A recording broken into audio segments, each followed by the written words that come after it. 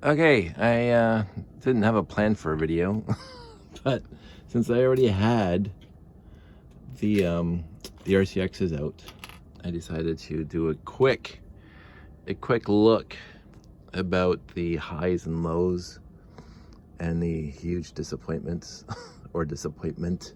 There's only one word. There's only one thing disappointing about this collection. And no, I will not say it's not big enough, because it is honestly plenty big. It's honestly way too big for a single solitary person to have. But there's a story behind how I got this big.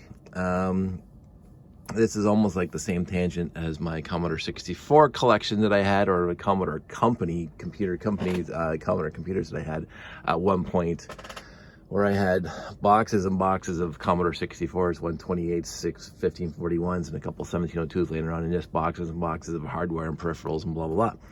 All those went to Value Village. I even had an Executive 64, which I think is the only thing I actually regret taking to Value Village. But that's a whole other story and a whole other tangent. So we're not even going to start off this video with tangents. So this is quote unquote, the majority of my RCX timeline collection of stuff. And I didn't want to haul everything out, because I got a couple Spybotics over there, which is kind of in this zone.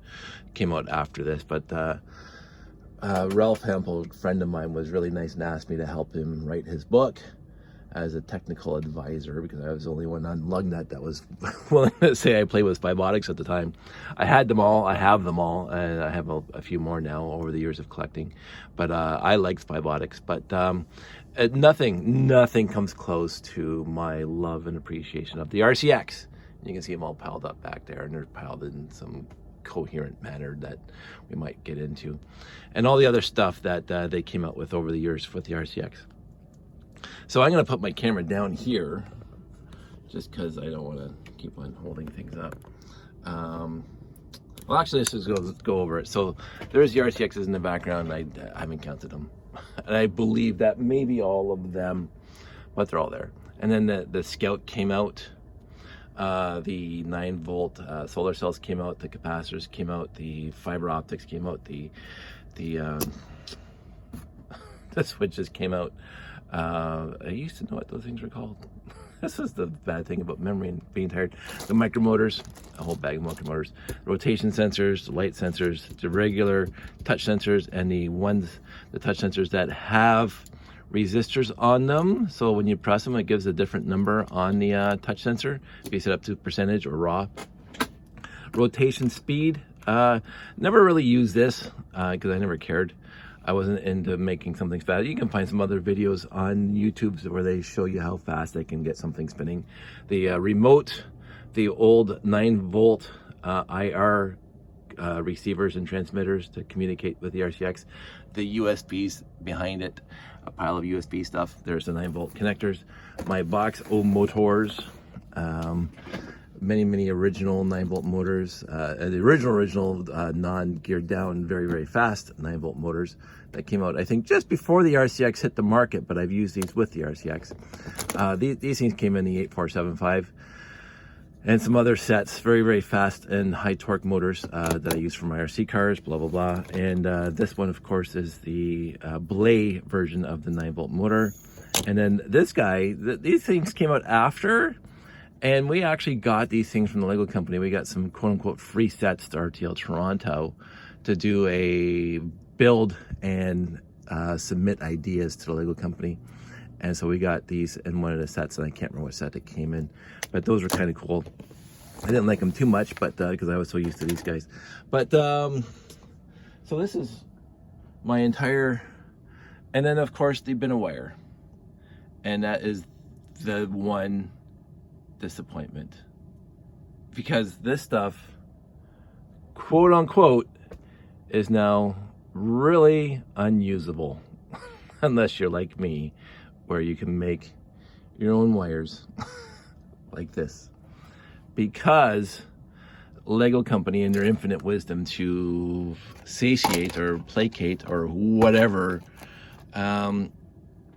these wires, the rubber they used is supposed to be some sort of fire retardant wire, but after a few years of it would dry out and they would flake away, and you can see, well, I swept it all, but there's this, my desk was covered, and you can actually see them on the light sensors here, where the rubber flakes away, and you're left with the exposed wires. Now, I actually have some older videos where I tried to fix this by doing various things. There really is no fix for these wires, period, without removing them and putting on new wires like I did here. There's no other way around it. And the majority, 95, 98% of the wires that came with the RCX kits and the 9-volt kits of the era had this rubber on it. And it's all bad now. Even though my rotation sensors are shit. I mean, it's crap. This is supposed to, I don't, anyway, are bad. All the wires are bad. And it's just disheartening because look at all this stuff. Look at it all. Look at it all that I could build stuff with. But now I actually have to take my time and make, solder up, fix, or to build my own wires now, because these wires are bad. And this one's easy because there's just two ends. How do I fix that? Because I'm not taking the bottom off and soldering new wires to the circuit board. And some people, what they do is they snip the wire here. Let's just take one off.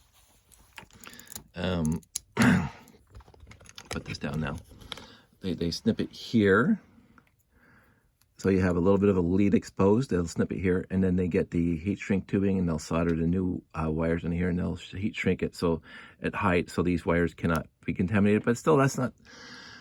It's just sad. Honest to goodness, it is. It honestly, in my entire life with Lego, I can't think of a bigger disappointment for me personally than the 9-volt wires. Because yes, there's the newest with the NXT and the EV3s and the boosts and all that stuff that use really nice wires. The power functions, really solid wires that don't do this. Hopefully, of course, not nearly as old as this, but I have a whole bin. I have a whole bin, and I should have brought it down. I'll show you. Right up there behind Josh's baby picture. It's Christmas time. Right up there. Let me see if I can get my finger right there. I have a whole bin of 4.5 wires from the 70s. From the 70s and 80s. Perfectly fine. Perfectly. My 4.5 volt wires from the old set number 103 and the trains and blah, blah, blah. Perfectly fine still to this day. I could build whatever I want. I got a ton of 4.5 motors too for my SEQ. I can do 4.5 stuff easier now than I can do 9-volt stuff. This, it's not going to make me cry, but it is so disappointing. It is beyond disappointing. Anyway, I'll dwell on it, but I don't want to dwell on it. So, beyond that, but even the wire and the rotation speed sensor, just I don't know if you can see. There's probably a pile of like mudafleckies on the bottom here from the wires that are just, you touch it, it flakes away. The rubber just flakes away. Anyway, so that's the bad, and that's the huge bad, and the rest of it is awesome. Because I can make my own wires, and I do make my own wires, and I fake it till I make it, and try to make them exactly the same length as the old style. There is one redeeming part, and I don't think I have any near me right now, but there were a few sets of 9-volts that came out, 9-volt sets that came out with shiny glossy wires, and those wires are still okay. And I do have a few of those. Here's one right here that I was using for the rotation sensor. So that's a perfectly acceptable wire that will not disintegrate and decompose and fall apart in your hands. Let's go beyond that. Let it go. Lego's not going to fix it. I mean, I'd love to send all these in and get new ones with proper wiring on it, but they're not making the stuff anymore. They are making the new stuff for the EV3s and whatever they're using. Oh, look, see, I just moved that, and look at all the stuff. See, you move the wires, and this is what happens. all the rubber pieces come off. It just disintegrates. It turns into dust. Anywho, Also temperature sensors. So we had touch sensors, we got rotation sensors. The rotation sensors are now built into the motors on the NXT and the EV3s, but before they were separate. Thermal temperature sensors, Celsius and Fahrenheit. And again, these things were awesome because, again, you could connect more than one touch sensor to one input port, and you could actually know which touch sensor is being pressed. So this is very, very handy. So I also have capacitors. I happen to acquire a ton of capacitors, and then I got a few more when I'll talk about in a second with my friend Chris. I even have one still mint in package. Oh, look, it's mint in package. I'm the comic book guy from The Simpsons. I didn't want to take it out because I have 4 already out of the package, so that's fine. And then I have 4. I actually got one of these. Honestly, I had 3 for the longest time, for years. But I got a 4th one, and a used lot that I saw on Facebook Marketplace. It couldn't have been more than 2 or 3 years ago. And I'm looking at the used lot, the picture of it, and going, it was upside down. It was like this, and you can only see this little green corner sticking out above the rest of the pieces. And I'm going, they have a solar cell in their lot. And I'm going, wait a minute. I don't care what else is in the lot. I don't care. I'm going to buy that lot. And I did. And so I got a 4th solar cell. Like, I cannot believe how happy I was. Just thinking, why do you get these anymore? So there's some really old videos on my YouTube channel where I took the solar cell, I put a wire on here, connected it right to the 9-volt motor, and I had one solar cell driving one motor on one side of the vehicle and one solar cell driving this other. So we had a big, huge spotlight, and we would shine it on each solar cell to make the thing move around the floor. It was really cool. And then there's also a video of me putting a solar cell right on top of a monorail motor. So the solar cell is sitting on top of the 4 studs in a monorail motor. And I'll show you, because I happen to have a monorail motor right here. So I have a monorail motor. I put this thing right on top like that. And then I had the wire connecting to the monorail motor, and I was out in the driveway. The sun was shining on it, and the thing was going around the track by itself. This thing's massively huge, but it was cool to see that the solar cell was powering the monorail motor. Now I don't know how much torque or how much power that would have. I didn't bother trying to put the rest of the monorail together. It was just the solar cell, the monorail motor, and the wire connecting it there. And the sun was like full on, like 2 o'clock in the afternoon, shining right on this thing. And it was just going around, just merrily going around a little track that I had out in the driveway. I thought that was one of the coolest things I ever done. There's a video on it somewhere on my YouTube channel, like a long time ago. So, because this is the one thing. And if besides the major deficiency, the only deficiency, the takeaway, I don't think I've ever specifically talked about this, but my time with Lego is my time with everything else in my life. Just try it.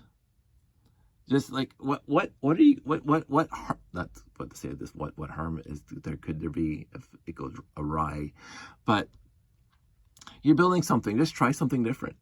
Just try. And so I said, I have a monorail motor and I have a solar cell, and let's just put the monorail motor and the solar cell together and see if it works. Like, what could the harm be? And it worked. The other thing I did is I actually put 4 capacitors together, and I strung them in series, just by going wire to wire to wire to wire. I got a video about that a few years back, where I was trying to see how long a train motor would run on the capacitor, to see if it would actually do something with the capacitor. And it actually did. It actually ran. And the more capacitors you had, the longer the motor would run. I thought that was kind of cool, but it's basically theoretical, or like in a test phase, because there's no way you're going to do this in a real life show. Back in the day, I was out of my childhood. I must have been a teenager, but I do remember the commercials where you had the slot cars, and you would charge the little tiny slot cars, not the slot cars that we had in the 70s, but the smaller ones that just had the little pin out there. So it was like half the scale of the slot car tracks that we had. And you would charge the car by just dropping it on top of a battery platform, and you take it off, you put it on the slot car, and that had a capacitor inside. And it's basically identical to the gutter track, or what we call the gutter track, the racers sets that came out from Lego. I can't remember. Yeah, it was the early 2000s where they actually had the cars that you would charge up on the one part, and you would press it down and it'd go full charge and you get a couple of loops out of it. Basically the same thing. Really, really cool, but not good for a show. I mean, it's fun to play with, but not good for a show. But those are the capacitors. The fiber optics is just for looks. Some people made these into rotation sensors because if you connect the connector to here and bring it over to the input port and put it on raw or percentage, when something spins, it would actually tell if it was shorted out where the light is and where it wasn't. So you could actually use this as a quote-unquote rotation sensor. Now, it wouldn't know which way it was spinning, which the actual bona fide rotation sensor does tell the RCX which way it is spinning and how fast it's spinning. But this one didn't. But I remember just loving LugNet back in the day because people would just experiment like I do. And they said, can this be used as a rotation sensor? Yes, it can. So the Polarity Switch, yay. See, this is my memory. It comes back when I least expect it. These things were coveted back in the day. Absolutely coveted back in the day. It came in the Space Shuttle. They came in a few other sets. I only had one or two way back in the day because I did buy the Technic Space Shuttle, and it came with two. These things were awesome, and we actually used these in robot creations during our robot competitions, because what you would do is you'd have the RCX controlling the actual mechanism to set this back and forth, and it's almost like using a relay in an old circuit board to separate the input voltage from the circuit board, or the circuit, which is only 5 volts, to the motors, which you wanted to run on something greater than 5 volts. And so you would use a relay to separate, to fully segment the electrical contact between the inside circuit and the outside motor. It's basically how they still do it now, except whatever they do with PLCs and crap. But you can use the polarity switch for that, and basically the motor would spin one way, that's connected to the RCX, and then you would daisy chain. So what sometimes we did, you would daisy chain the 9-volt battery boxes to one side, and the output, of course, would go to a motor, and of course you're overamping the motor. We didn't care. And you could actually get 18 volts if you did it correctly. You could have 18 volts going to the motor this way. And so the RCX only runs on 9 volts, but you could have 18 volts going to the motor by using a polarity switch. I don't recommend that, because if you do it wrong, you're going to fry anything. But of course, right now, in the grand scheme of things, does it really matter? Unless you're saving this stuff for some sort of museum, or hey guys, in 50 years, well, look at 20 RCXs for sale for $100 a piece. Who's going to pick those up? I don't know. I don't see me getting any money for this stuff at all. I really don't. Because it's basically worthless unless you're a hobbyist and you have your own wires, or if you want to put it in the completed collection somewhere, whatever. Basically, this stuff is useless, except for somebody like me who can make my own wires. Because you're not buying an RCX RIS 1.0 or 2.0 kit off eBay and entering FLL competitions anymore. The RCX is dumber than the NXT, than the EV3. It doesn't have the capabilities as these new ones.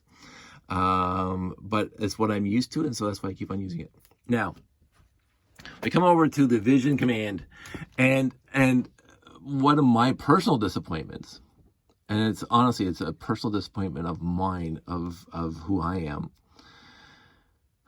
I lost my website years ago, sandysparky.net, and even before that, sparky.i989.net. Long time ago, I was running my own webpage back in the 90s, late 90s and 2000s.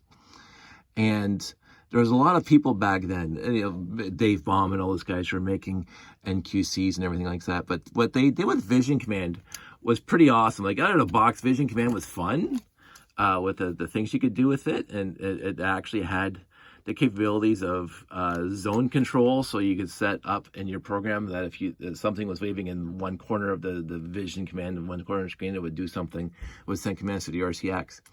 But basically, the Vision Command had to be connected to your PC, and the IR tower had to be connected to the PC, and so that would communicate to the RCX.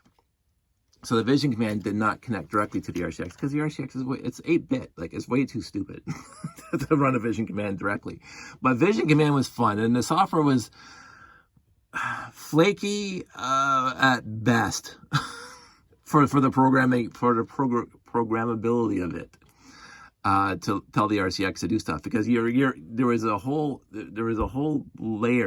multiple layers of failure. Vision Command straight up, I don't know what the DPI was on the Vision Command itself, 640 by 480. It might be less than that. I can't remember now. Basically, they retooled the camera system that they used for Steven Spielberg's Jurassic Park sets at the time, because you could have bought these cameras that were, I think, gray in the bottom and light gray and dark gray. I can't even remember the colors. I don't have any. But they used it for studio. So you can make your own movies. And that came with software too. And I don't know the software. I don't know anything about the software. I just saw it being used, and you can make your own frame-by-frame animations and make videos, and it was called Studio or something like that. But they made the exact same camera, so they made it for Mindstorms. And so the failure is not only the physical viewing of whatever you're looking at in order to send commands back through the computer to you. So that's failure point 1. The failure point 2 was the software itself. Failure point 3 was the IR communicating to the RCX. And the 4th is the RCX. So there's 4 points of failure minimum to make things work. And I did have it working. And 90% of the time it did work. You put your hand in one zone and the RCX would do something. But it wasn't 100%. But it was fun. It was, honest to goodness, fun to play with, because all of a sudden your RCX, quote unquote, could see you. So it was a lot of fun. But what I did, and this is why I love people. So somebody, and I combined a whole bunch of different things from a whole bunch of, and I will not remember names. This is going back to early 2000s, so 20 years ago. Somebody had a way of streaming Vision Command camera to a web page. So you just put some HTML code on your web page, and if your computer is your website, which mine was at the time, I had a dedicated desktop to be my web page, and I had a dedicated IP address, or I was using DNS to go, or whatever I was using at the time. So my web page, when you're surfing the Sparky, SandySparky.net, you were in my house. That web page was in my house, and so the Vision Command was in my house, connected to that same PC, and you could see 24/7 what the Vision Command, like a spy cam, you can call it these days, but back then. And so what I had was, and Derek might remember this, and a few other people remember this, I had 2 or 3 different things. And one of them was I wanted an Etch-a-Sketch. I made an Etch-a-Sketch. So the RCX was basically doing the X and the Y and moving a pencil, a magnetic, it's like, it wasn't an actual Etch-a-Sketch, which I could have done, but Etch-a-Sketch was too fine of detail. I got one of those little white magnetic board things that the kids play with and they write on, right? And so I had the big pen on the XY axis, and so the RCX would move it left, right, up, down, and you could draw from the internet. And so you on my web page, there was a screen that you could see what the Vision Command was seeing, which was basically looking right down on the whiteboard. And then you could say, move the gantry 10 milliseconds to the left or to the right or whatever, up and down, and then lift up the pen. And then there was actually a command to overwrite the whole thing. So basically it would take the whole magnetic strip and mark the whole thing as blank back to white again. And that thing ran for I think over a year. And it was in the master bedroom, because I lived on my own, and the master bedroom was my Lego room at the time, and the second biggest room was my bedroom. And so I'd be in bed reading or trying to fall asleep, and all of a sudden I'll hear the RCX beep beep and moving around, and I knew that somebody was drawing something on the whiteboard, which was a lot of fun. And I set it up. I think I told Lugnet about it, and then not 5 seconds later, my friend Derek is drawing something on it. And then he sent me a screenshot of it from his computer. He sent me an email. Hey Dave, look what I'm doing, which was just utterly fantastic. Like my whole world was pretty small back then. It still is, thankfully, of people I knew. But I would actually get emails, because again, SandySparky.net had an email address, or you click here to send me an email. I was getting emails from all over, not lots, maybe a dozen, while the thing was running, people sending me an email saying, this is awesome. So from Madagascar, I don't know if Madagascar, but Europe and Asia and wherever. And so it got out there a little bit. It wasn't like thousands of hits, but tens of hits from people I didn't know. So the vision command was just like pointing down. So it didn't do any programmability at all, except it was just streaming on my webpage. Which is fine because the RCX was so somebody had that piece of HTML ability to liaise with the camera. The other guy had a way of having the web page liaise with the USB tower, the IR tower, so you could actually send commands from your web page with click input buttons. So you'd have those little buttons that you on your web page. Back then there'd be click buttons, and you could label them whatever you wanted, but you could say 5 or 15 or whatever you wanted on there, and when you press that, it would send a command to the IR, which would send it to the RCX to do this stuff. So again, the X, Y, up, down, and erase and stuff like that. But then I got really, really fun, because what I did is I got my old 4x4, 4-foot playing board out that I used to use for testing my robots for robot competitions for RTL Toronto. And what I did is I put the vision command right on the robot, kind of like this, angled down. And I used my robot that would pick up blocks, because again, we were always in the block stacking back then. And the robot it was basically skid steer, so it had tank treads on one side and tank treads on the other side. So motor, just forwards, backwards, left, right, turn around, spin around. And so on this 4x4 board with the vision command looking straight down, or on this angle like this, you can see the two little grasps, the tongs or whatever, that would pick up the blocks. And so you could actually move your robot around like a Mars rover and drive around this 4x4 thing and pick up blocks and stack them remotely. And I thought this was the best thing ever. And so again, I would be in my room or downstairs, and I would hear somebody moving the thing around in my room, and I don't know where they were in the world. I had no idea. I didn't care. They were just moving this rover around that I built. And what I had to do, because of course this thing cannot be, it's not Bluetooth. It's USB, and this thing's not Bluetooth. So and this thing had to be on all the time, so I couldn't just use batteries. So I had a ponytail of wires coming off of this thing, going up 3 feet into the air, and then coming to a gantry that I had over top of the 4x4 that is kind of cobbled together with parts and pieces from my wood shop. So, but I had to have enough wire on it so I could go all over the entire board without getting tied up. And I would come home from work after a day, and I would see the robot stuck in a corner somewhere, and the wire would be all tangled up, so I'd have to untangle it and whatever. So, but that thing ran for a while too, and I loved it. I honest to goodness loved it. I don't know if anybody who's watching this video remembers any of that, but I thought that was the coolest thing in the world, that people were running my RCX remotely from anywhere in the world, and they could see what they were doing. They were stacking blocks, and then I would get an occasional email saying this was a lot of fun. And this is just, that was a lot of fun back in the day. So what else do I want to talk about? That was so I bought my first RCX back in 1998-ish. Again, I told you this story, and you heard it many times. I was in a store, and I always checked out the Lego section, and I didn't buy too many sets in the 90s. But when I saw the RCX sitting on the shelf in Toys R Us or wherever I was, I bought it immediately, and I had no idea about it. But I knew just by looking at the cover that is something that I wanted to do. And then that's how I discovered Lego on the internet, and that's how I discovered Lugnet, and blah, blah, blah. So the story goes on from there. So I have one RCX for the longest time, just one RCX. And I bought a couple of the motor packs, because Robo Sports and Extreme Creatures and obviously Vision Command were not out yet. It was just a RIS 1.0. And but I wanted the extra motor because it only came with 2, and there's 3 motor outputs.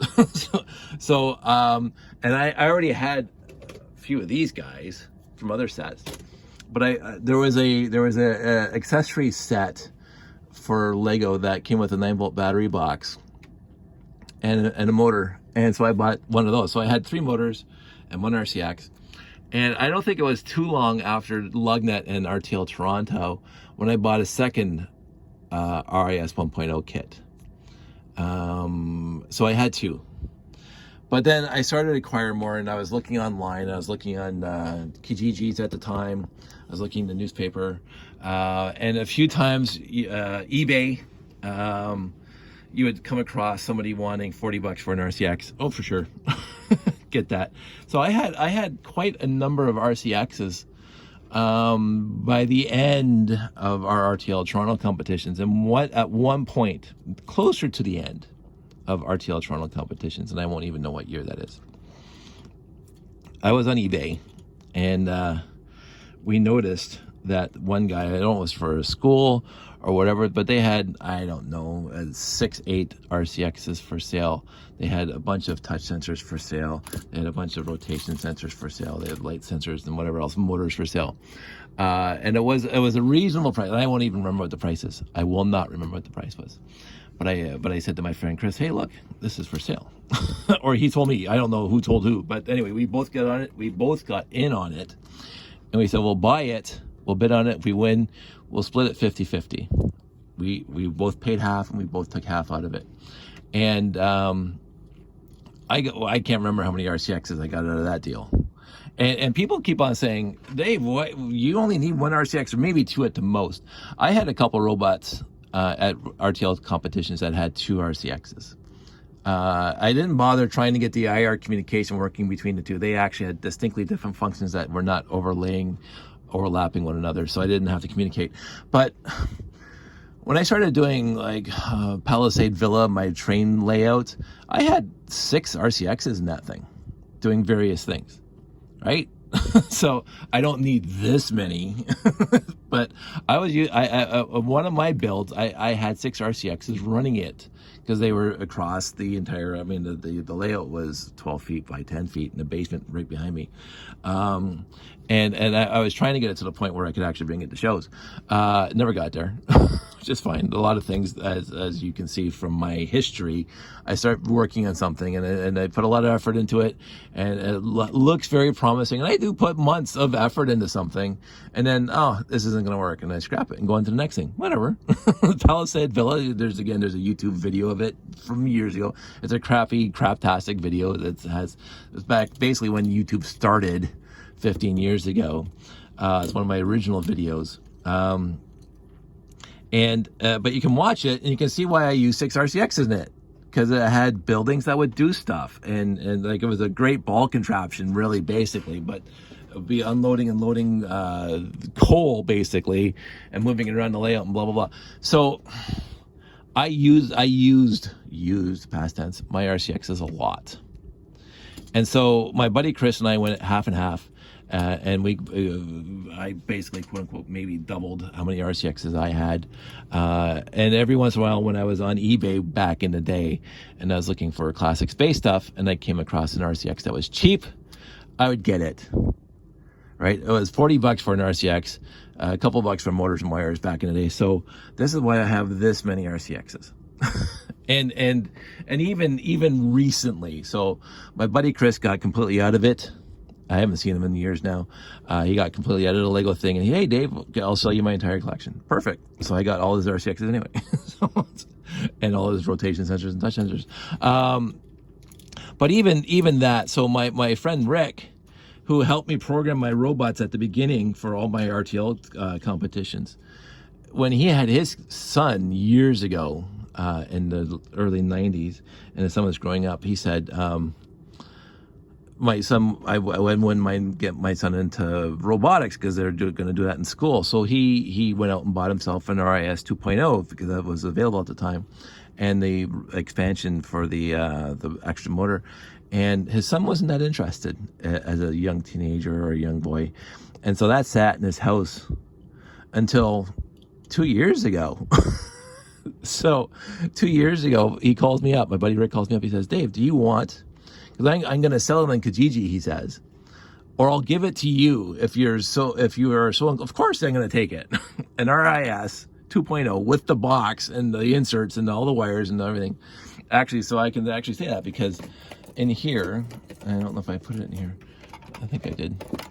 I have two wires that are, I'm not going to find them in this mess. Two wires that are original that will turn to crap, but they never came out of the box. So they're actually pretty good still. But they will turn crap, which is this half part.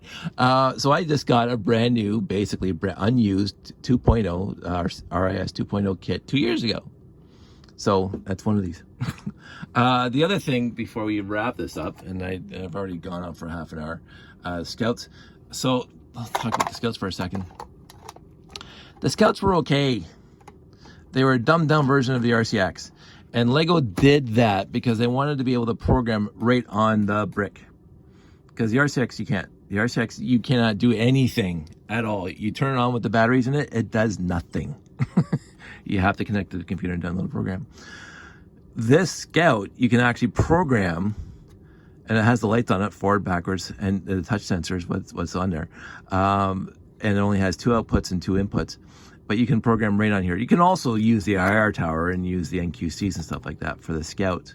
But it was a dumbed down version of the RCX. Now, I had a lot of my friends, I think Ralph and everybody else, were using this thing and having a lot of time because, again, I think because it was newer, it had better communication ability in the RCX. The minor deficiency of the RCX is that you have the RCX here and you have the IR tower here, and they're trying to upload and download a program, and you'll get the occasional can't find the RCX. And so you move them apart, move them together, turn this sideways, whatever you have to do in order to get them to communicate with IR. And this became really, really prevalent at a show that you could not upload and download stuff to the RCX from the IR tower. Now, I did find at shows that this one worked better than the USB one. But I don't have any 9-volt batteries, and I don't have anything with a serial port anymore, so it doesn't matter.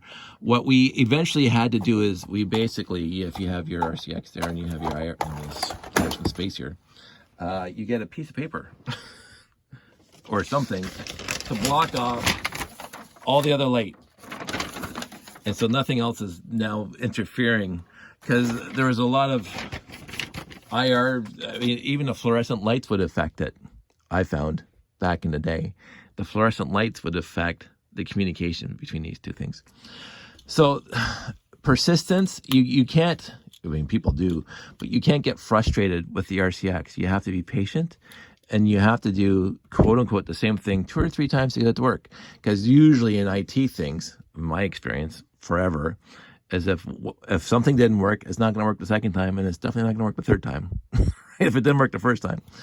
The RCX was different. You actually had to do the same thing 2 or 3 times, especially the uploading of the whatever you're trying to upload to your RCX.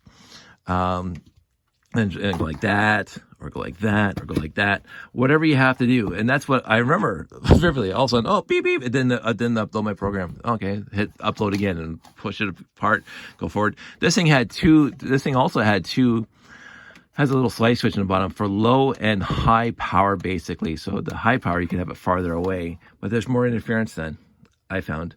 You put on low power and you keep it close. You keep it close, and it's better, right? And of course, you had to show that there's 10 other people trying to upload programs to their RCX. So we actually had to talk to one another to say, hey, I'm going to upload a program. No, please don't. You upload a program at the same time, because I've actually had my RCX overwritten by other people's programs, because this thing is over here uploading somebody else's, and somehow my RCX picks it up. So that was a huge, that was a huge problem back in the day with RCXs at a show. But it was always fun to see how, your RCX worked with somebody else's program, because your robot's built differently and blah, blah, blah. It was fun. It was a lot of fun. The other thing that I wanted to show off right now is something that I found to be really, really neat. And I don't know if it's just because I happen to get a lot of these things, but I have 2 sequential, and out of all these ones, these are the closest, 28064 and 28065. And I really want to say, and I won't bet the farm on it, but I really want to say that one of these is my original that I bought back in 1998. I don't remember the serial number. I didn't register it. I don't do those kind of things. Hey, register online. I didn't bother. But the fact that I have 2 sequential ones out of this entire pile, that's kind of fun. I don't think I have anything else to say about this. I still use them, obviously. You've seen them in my layouts. You see them in my space layout. You saw what I was just doing the other day, powering the monorail track, the copper monorail track with an RCX. I could do the same thing with a train controller, but an RCX makes it that much more cooler. So I think that's it. I talked about everything I wanted to talk about. I didn't talk about the remotes. The remotes were a very, very cool feature to the RCX. And again, you had to have, I think, the 2.0 software on it to understand this. Like, if I turn on Windows right now, it wouldn't do anything because it wouldn't understand the IR from the remote. But if you downloaded the latest firmware on the RCX, you could actually control the RCX through these things. So this was a fantastic option. And then over and above that, Mark Riley's LDCC, Lego Digital Command Control for trains, he actually put in his programming the ability to use this for your trains. And so let's talk about that for a second. So inside this thing, and you can see the very, very bad ABS glue on it. Inside this thing is a DCC chip that I put in here. So the input is always where the dot is. So you put the power in from the rails to here, and this is the motor output there. And then on the bottom is the forward and backward lights, and it's a mess. I'm a hack. Straight up, I'm a hack. And I could have made this neater, but I just didn't take the time because this was a test. And the problem is, of course, now that it works, so I had to keep it, and it's just disgustingly bad. My friend Rob would cry seeing this.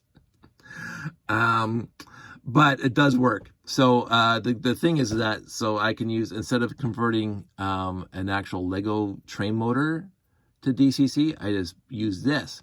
Because the new train motors do not have the pickup rails on the actual tires, on the actual wheels of the train going straight into, because I have a bunch of old 9-volt train motors where the pickups are right on the actual wheel set and then the motor's inside. So you have to take it apart in order to put the DCC chip in there.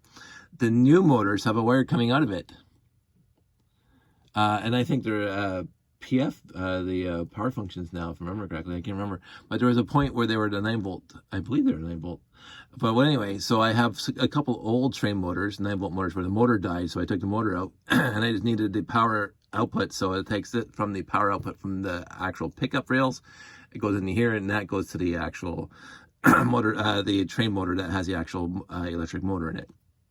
So you can control from there. The other thing is I can use this in my monorails, just by the fact that the pickups can be connected into here, and from this side it goes straight to the monorail motor, which is fantastic. And look how small that is. So I use a Z type DCC chip in here, and it works, and I have videos to prove it. So so Mark Riley, he has this forward and back for the trains, and this would be stop, or this would be turn on the light. Oh, sorry, if you hit both, that would stop. So the LDCC software would incorporate the remote, so you can control 3 trains at the same time at variable speeds, and this would turn the lights on and off. I thought that was awesome, and I believe, and don't quote me on this, I think if you press some of these buttons, there's 3 banks of 3, so you can control up to 9 trains with one Lego remote. Of course, you have to have, the IR tower, because you can't just point at the laptop. So, because the LDCC communicates via IR tower to this thing. I thought that was cool. But, so I even use that. So I've experimented 7 ways from Sunday with this stuff. I wasn't afraid to fry apart. I might become a little more wary of that now that there's no way for me to replenish this supply without going to obviously the used market. I know eBay still has RCXs for sale. I know that Bricklink still has RCXs for sale. I don't think I need to worry about the RCX supply right now, but I do have to worry about the the supply of the rest of the stuff if I ever use them. So I'm going to be, more cautious than I was before when it comes to, trying to experiment with RCXs and stuff. But in the end, I did like doing it. And in the end, I have a few to play with. Some I've mentioned old, just recent videos that I noticed that there were some that had lots of battery damage in them and they do not work anymore. That's fine. I don't even care. Right? I have enough to keep me satiated with my building endeavors. Some of these micromotors are also dead because they die pretty easy, but most of them are working. I tested them a while back. I keep all my fiber optics in this bag here. It has the fiber optics for these. Where are they? Oh, got buried somewhere. Oh, right here. For these guys, also the tubes for the Spybotics and the little tiny lasers, or whatever you want to call them, for the Spybotics. I keep them there just to keep them all in one spot. Not much more to say, except that I would have used these a lot more if the wires were still valid, perfectly valid, but they're not because they're all piling there and all disintegrating. I would have. So I do have reservations. It's not reservations, it's laziness. I do have not a want to use this stuff as much as I used to because I have to fix the wires. And so I've fixed enough RCX wires to run the layout as it is right now. I do want to add more automation to the layout. And every time I add more automation, I have to build more wires to fix more wires. And that just gets annoying. So it is very slow on the uptake of that. And that's just a sad part. But I've talked about that enough. This is it, peoples. I'm happy I have this stuff. I am still very much using it, which a lot of people do not. I'm not using all of it, but I'm using a few pieces here and there. And every time I use it, every time I hear the NQC start up, every time I hear an RCX beep, and let's just hear that right now. Oh, that's very smooth. I think this one is very smooth. Let's hear this. Oh. You can tell this is the upgraded firmware from David Baum. Oh, it's wonderful. So I keep the batteries in here because I don't want to lose the program. But I think I got that program somewhere. I should actually take the batteries out because if they start leaking, then I lose another RCX.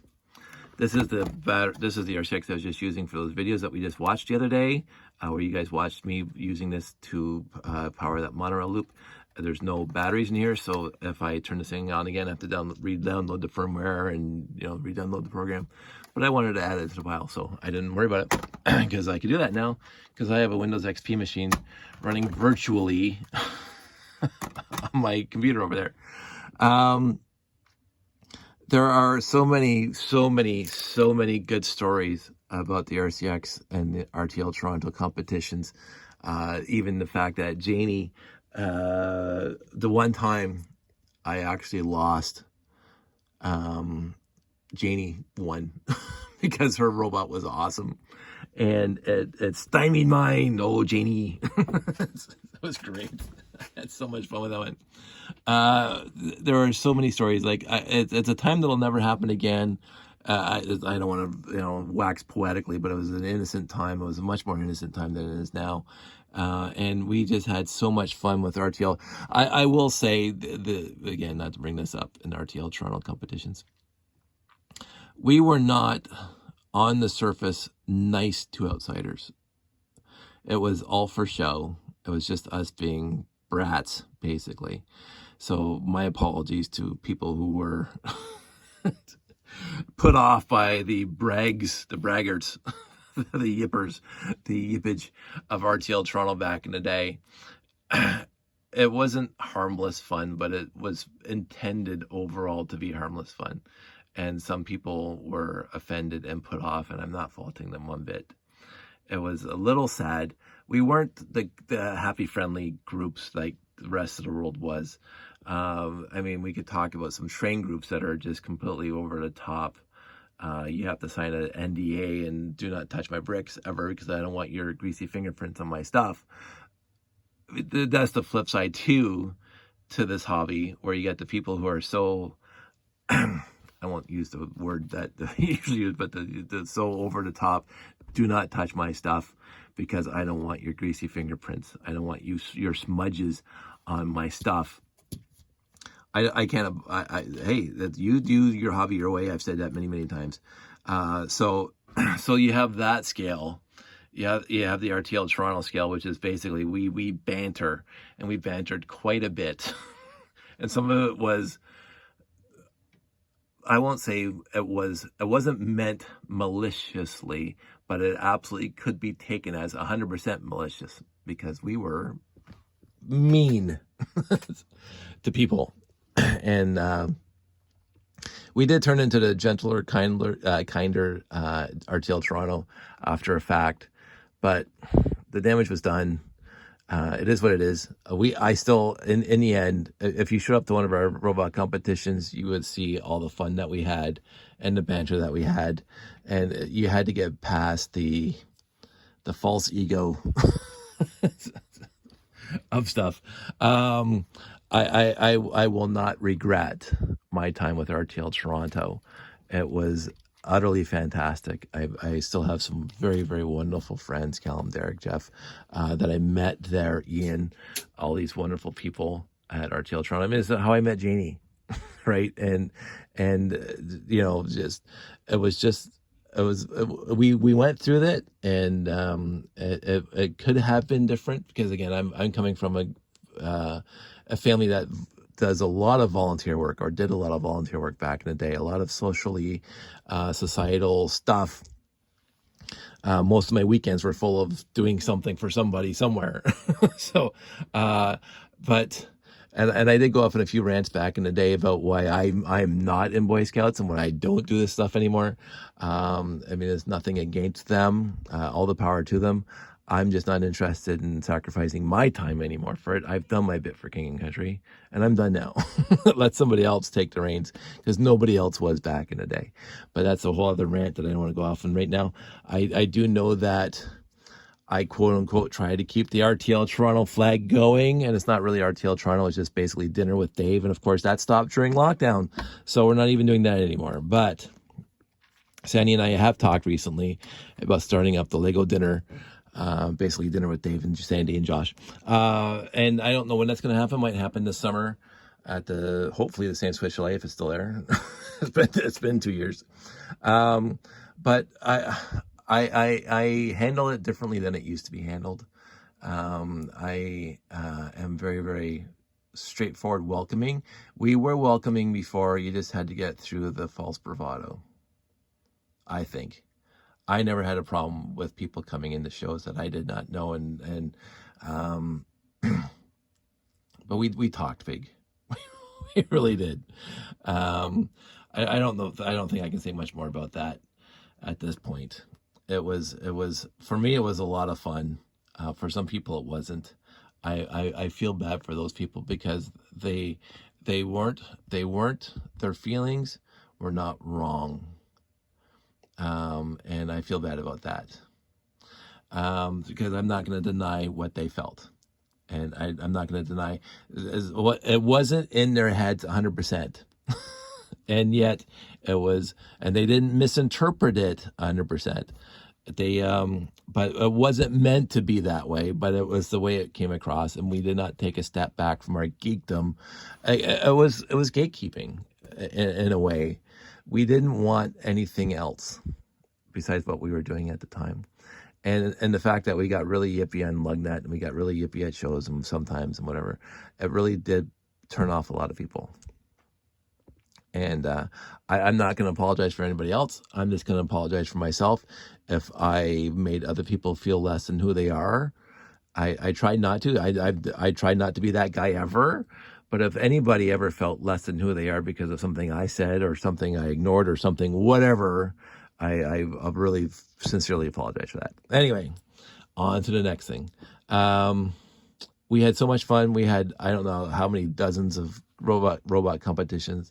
I got there around RTL 3 or 4. and I missed a few, but I was at most of them after that. And I think I missed the antenna climbing, where you had to go from the copper antenna horizontal ladder across the thing. And I think Rob, I can't remember his last name, really nice guy, he won that one. Hands down, just a walk in the park from everybody else. The plastic dust is normal. I love that one. It's one of the lines I remember from our RTL Toronto competitions. I can't remember which one, but the plastic dust is normal, because back then it was, because our motors would be working so hard and so heavy. Look at my big robots that I used to make. I used to have a picture over here in my desk somewhere, and I can't see it right now. It's buried underneath all the stuff. But the plastic dust was definitely normal back then, and I did meet all the people back then that I really grew to respect in the door, and that also opened up the door to everything else, and meeting the people who were running the other shows. And we went to we did the hobby show because of RTL Toronto. We did train shows because of RTL Toronto. We started on such a small scale with the train shows, train 1 and train 2, pretty quote unquote rudimentary when you look back at it. But then we did Altenburg, and we did a lot of other stuff that all stemmed from RTL Toronto. And then we went on from there. And of course, RTL Toronto's long gone now. I do not say I am RTL Toronto. I just dinner with Dave and family. But it was for me, it was a good time, and I wish other people got to experience the joy and fun times that I had. Overall, 98% of the time with RTL Toronto, and the banter on LugNet, and that people from other groups would notice, because we were pretty much noticed back in the day. I mean, it does come down to the point that we were running 3 or 4 competitions a year, 2 or 3. I don't think we ever had 4 in one year, but we were running 2 or 3 competitions a year. So much so that the Lego company took notice of us in RTL Toronto, and that's when it was the Kristen Kellum show, and they sent them the predecessor, the testing of the NXT. So I mean, they were in the test group for the NXT. So that was really cool, right? That Lego noticed us. I know Lego also sent the test NXTs, the pre-production NXTs, to other people throughout the world, but RTL Toronto was one of them, because we were known for robots, and we had people coming from all over the world, well, all over the U.S. came up to some of our shows, our robot shows, because we were doing so many of them all the time, and we let people know we were doing them. So anyway, anywho, we're almost hitting an hour now, and I've gone on far too long. So this is my list of stuff. I do throw out frozen motors. I don't think I have any frozen motors in here. Oh, there's a nice sound. Oh, that's a fantastic sound. I don't think I have any frozen. Well, there's one. I do have frozen motors in here. I thought I usually get rid of them. You can use them as paperweights. I'm going to wrap this up, because I don't want to hit the 1 minute mark, or the 1 hour mark. Everybody stay safe. Take care. This is my one video of all my RCX stuff. I'm just going to pack it back up. I'm going to keep a few out for the shows when I need, but everything else is going to go back into a box and sit dusty in a shelf somewhere. You guys all stay safe. Take care, and I will talk to you soon.